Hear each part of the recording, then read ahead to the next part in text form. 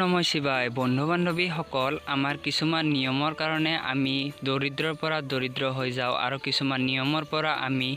অকমান ভাল কাম কৰিলে আমি ধনী হৈ যাওঁ তো ইয়াৰ বহুতো বিশেষ কাৰণ আছে যেনেকুৱা ধৰণৰ আপোনালোকেই দেখিছে কিছুমান আপোনালোকৰ ঘৰৰ ওচৰৰ মানুহবিলাকে অকমান কিবা এটা কাম কৰিলে ফটককৈ ধনী হৈ যায় কেনেকৈ হয়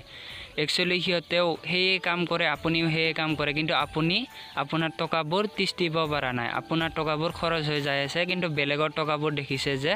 তেওঁলোকে ধনী মানুহ হৈ যায় আছে গতিকে ইয়াত বহুতো কাৰণ আছে কাৰণবিলাক আপোনালোকক কম যে আপোনালোকে এই যি আহি আছে দুৰ্গা পূজা চাবলৈ যায় তো ইয়াত বহুতো বিশেষ কাৰণ আছে 2024 বৰ্ষৰ দুৰ্গা পূজাত এই বিশেষ নিয়ম কৰিলে আপুনিও হ'ব পাৰিব কোটিপতি মানে আপোনাৰো টকা পইচাবিলাক জমা থাকিব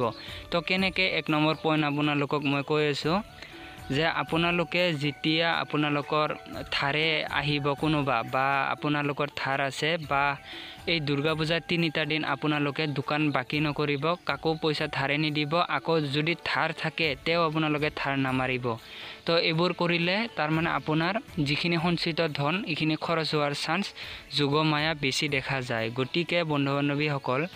আপোনালোকে দুৰ্গা পূজাত এইবিলাক ভুল কেতিয়াও নকৰিব কাকো কাপোৰ দান নিদিব আৰু কাকো ধন টকা পইচা আপোনালোকে নিদিব কাৰণ দিলে আপোনালোকৰ বহুতো ক্ষতি হ'ব আৰু এটা কথা 2 নম্বৰ যে আপোনালোকে অন্য কাকো দান নকৰিব যেনেকুৱা শাক-পাচলিৰ পৰা ধান চাউল হওক বিক্ৰীও নকৰিব ক্ৰয়ও নকৰিব কাৰণ ইয়াত আপোনাৰ বহুতো প্ৰভাৱ পৰিব পাৰে গতিকে বন্ধু বান্ধৱীসকল আপোনালোকেতো বুজিলেই যে আপোনালোকে এই ভুল কেতিয়াও নকৰিব এই দুৰ্গা পূজাত আৰু ভিডিঅ'টো চাই কেনেকুৱা পালে এটা কমেন্ট কৰিব